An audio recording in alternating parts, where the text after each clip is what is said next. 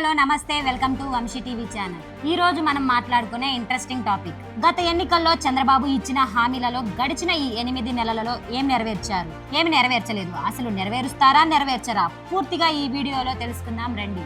ఏం తమ్ముళ్ళు, సూపర్ 6 తెస్తున్నాం, ప్రతి పేదవాడిని ధనవంతుడిని చేస్తాం, ఇంట్లో ఎంతమంది పిల్లలు ఉంటే అంతమందికి తల్లికి వందనం కింద తలో 15,000 ఇస్తాం, 18 నుంచి 60 ఏళ్ల లోపు ఆడబిడ్డలకు నెలకు 1,500 ఇస్తాం, అన్నదాత సుఖీభవతో రైతుకు ఏడాది 20,000 ఇస్తాం, ఆటో డ్రైవర్లకు 15,000, మత్స్యకారులకు 20,000, చేనేత కార్మికులకు 24,000 ఇచ్చేస్తాం అంటూ ఎన్నికల సమయంలో చంద్రబాబు తెగ ప్రచారం చేశారు.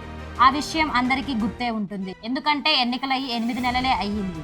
హామీలే కాదు, ఇంకా చాలా హామీలు ఇచ్చారు. దాంతో ప్రజలంతా జగన్ కంటే బాబు ఎక్కువ డబ్బులు ఇస్తారని భావించారు. 2024 ఎన్నికల్లో కూటమికి ఏకపక్షంగా ఓట్లు వేసి గెలిపించారు. టీడీపీ, జనసేన, బీజేపీ కలిసి అధికారంలోనికి వచ్చాయి. Chandrababu CM, Pawan deputy CM అయ్యారు. ఇంకేమంతా అదిరిపోయిందని అనుకుంటున్నారు. 8 నెలలు అయ్యింది. ఒక పెన్షన్ పెంపు, 3 ఉచిత గ్యాస్ సిలిండర్లు ఇస్తున్నారు. మిగిలిన పథకాలు ఎప్పుడని అడిగితే రాష్ట్రాన్ని జగన్ అప్పుల పాలు చేశారు. అన్నీ ఇవ్వలేను, ప్రజలు అర్థం చేసుకోవాలని బాబు విన్నపాలు చేస్తున్నారు. మరి బాబు సంక్షేమ పథకాలకు ఎగనామం ఏ విధంగా పెడుతున్నారు, ఆయన మార్క్ గారడి ఎలా ఉంటుందో 2014 నుంచి ఒక్కసారి గుర్తు చేసుకుంటే బెటర్. 2014 ఎన్నికలప్పుడు అలాగే రైతు రుణమాఫీ, డ్వాక్రా రుణమాఫీ, ఇంకా చాలా హామీలు ఇచ్చారు. అధికారంలోకి వచ్చాక ఏదో కొన్ని పథకాలు అమలు చేశారు. రైతు రుణమాఫీ సగం సగం చేశారు, డ్వాక్రా రుణమాఫీ పూర్తిగా చేతులెత్తేశారు. చాలా పథకాలకు ఎగనామం పెట్టారు. అటు అభివృద్ధి కూడా అంతంత మాత్రమే.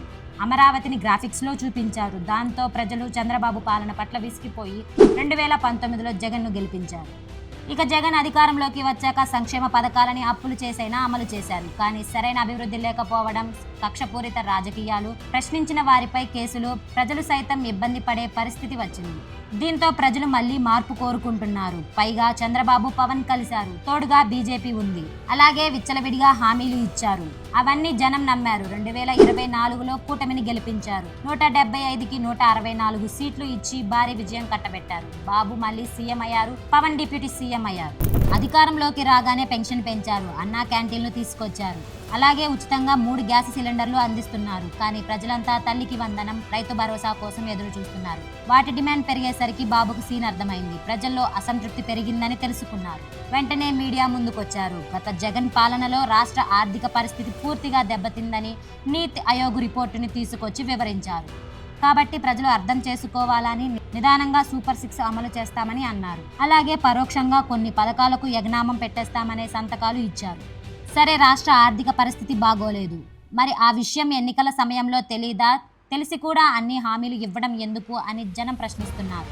అంటే కావాలని ఎన్నికల్లో మభ్యపెట్టడానికి బాబు హామీలు ఇచ్చారని, ఓట్లు వేయించుకొని గెలిచాక ఇప్పుడు జగన్ వల్ల ఆర్థికంగా దెబ్బతిన్నామని చెప్పి పథకాలు అమలు చేయకుండా తప్పించుకుంటున్నారని విమర్శలు వస్తున్నాయి. 2014లో ఏం చేశారో 2024లో కూడా అదే చేస్తున్నారు. పైగా ఆర్టీజీఎస్ ఒకటి పెట్టుకొని ఫీల్డ్లోనికి వెళ్లకుండా శాఖల పరంగా ఇంత సంతృప్తి ఉంది, అంత సంతృప్తి ఉందని చెప్పుకుంటున్నారు. దీనివల్ల ఆయనే మభ్యపెట్టుకుంటున్నారు. గ్రౌండ్ రియాలిటీలోకి వెళ్లకుండా ఇలా పైపైన ఐవీఆర్ఎస్ చేయడం ద్వారా యూజ్ ఉండదు. అభివృద్ధి, పెట్టుబడుల పరంగా కూటమి ప్రభుత్వం పనితీరే పర్లేదని, కానీ సంక్షేమ పథకాల విషయంలో మోసం చేస్తున్నారని ప్రజలు మాట్లాడుకుంటున్నారు. జగన్ ఉంటే అప్పో సొప్పో చేసి టైంకి పథకాలు ఇచ్చేవారని, కానీ బాబు బోలెడు హామీలు ఇచ్చి చేతులెత్తేశారని అనుకుంటున్నారు. తల్లికి వందనము, రైతు భరోసా, ఆడబిడ్డ నిధి, చేనేత మత్స్యకారుల పథకాలు, 20 లక్షల ఉద్యోగాలు, నిరుద్యోగ భృతి, ఫీజు రియంబర్స్మెంట్స్, అబ్బో ఇలా ఒకటేంటి చాలా హామీలు ఇచ్చారు. కానీ ఏవి కార్యరూపం దాల్చలేదు.